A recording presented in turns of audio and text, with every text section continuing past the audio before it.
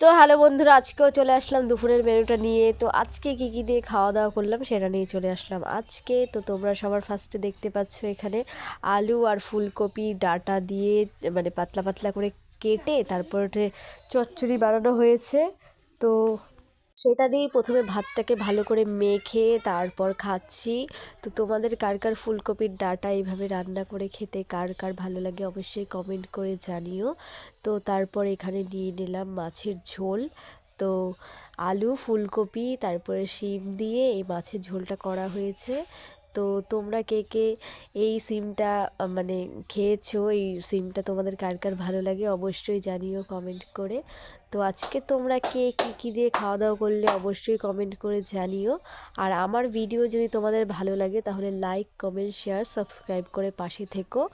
আর মাছটা অনেকটা ফ্রেশ ছিল, তো সেটা দিয়ে খাচ্ছি, ভাতটাকে ভালো করে মেখে তারপর একটু একটু করে মাছ নিয়ে খাচ্ছি। তো আজকে লঙ্কা নিইনি কারণ তরকারিটা একটু বেশি ঝাল ঝাল হয়েছিল। তো তারপর এটা দিয়ে খেলাম।